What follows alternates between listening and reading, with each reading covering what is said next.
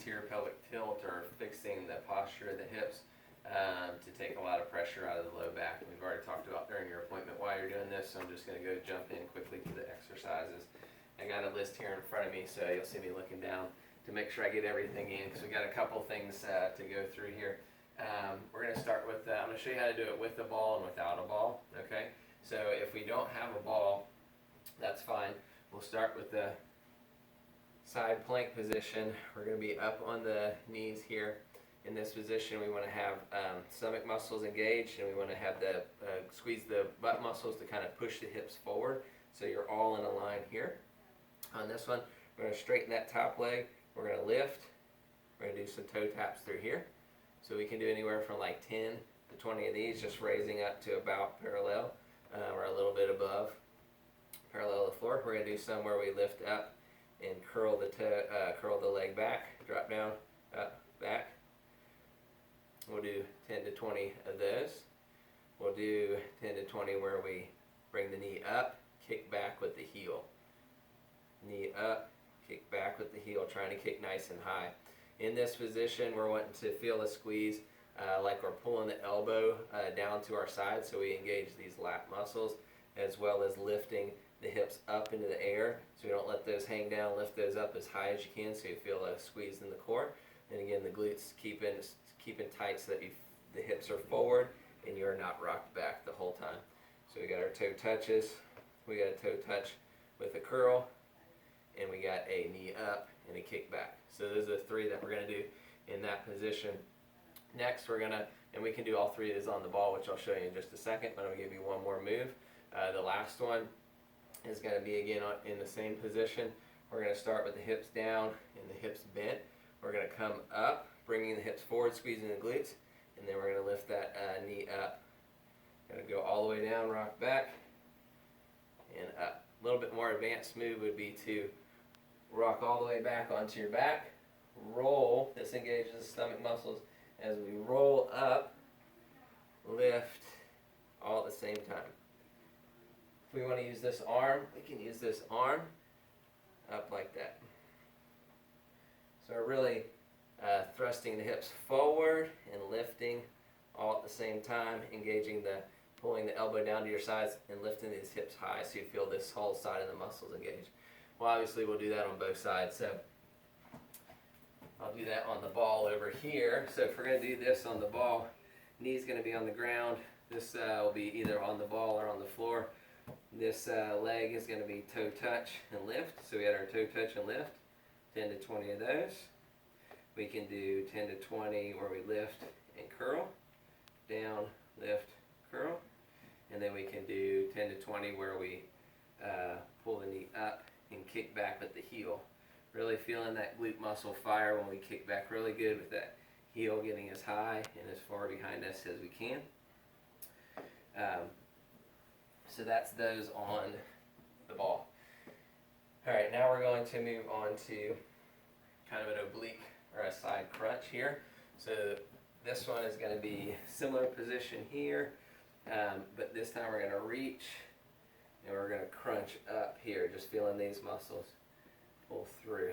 So this one kind of leaves the abs or the glute muscles alone, gives them a break as we're just working on oblique muscles here. Now we're going to move to what we call an anchored plank position. Anchored plank means you're going to have hands, elbows, knees, and toes all touching the ground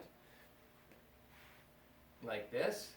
We're going to start by pulling everything pushing everything into the ground, pushing your hands, your elbows, your knees, and your toes into the ground, and pulling that belly button up.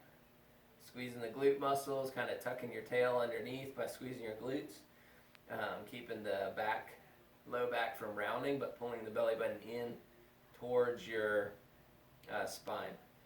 Everything should be pulling inward towards each other, elbows pulling towards each other, hands pulling towards each other, knees pulling towards each other, and everything pulling inward towards the belly button. We're going to hold that. You can hold that for about 10 to 15 seconds, making sure to take breaths in and out. As you breathe out, pull the stomach tighter. We're also going to try an anchored plank with alternating arm and leg movements. That'll look like this.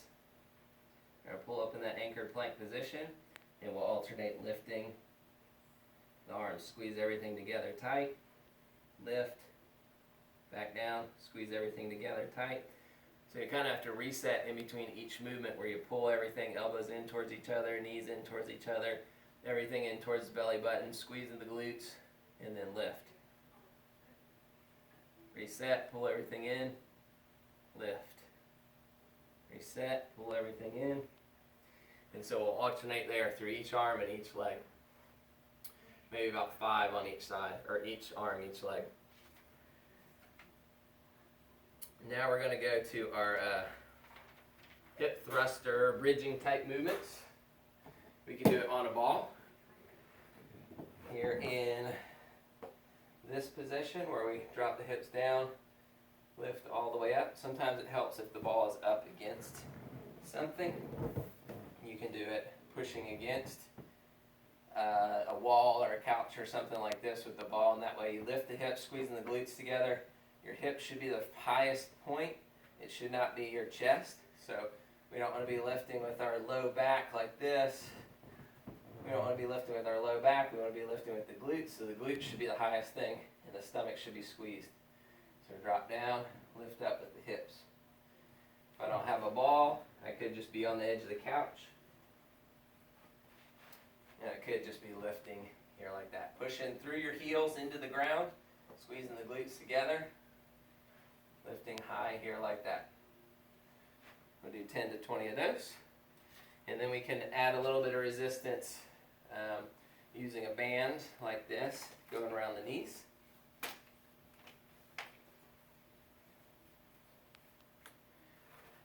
And we're going to use this band so that we can push outward with our knees, firing a little bit more of the outside of the legs and outside of the butt. So as we lift up here, we're also going to be pushing out with our knees. We're going to lift and push out. Alright? And we can do the exact 10 to 20 of those. We can do the exact opposite with the ball squeezing inward as we lift up. Whole time, pushing through your heels as you lift. Squeezing the glutes together, feeling the stomach stay flat and tight, and pushing inward with our knees. 10 to 20 of those. Alright. And we got 2 more, so bear with me.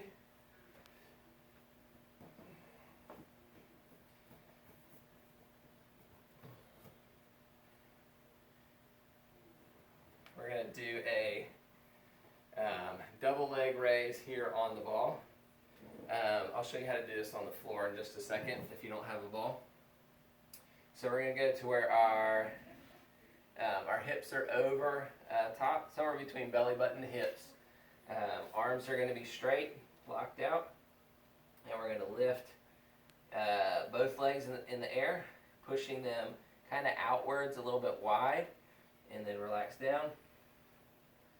So you want to feel this all in the glutes and not in the low back. So I need to keep my stomach a little bit tight while I'm doing these.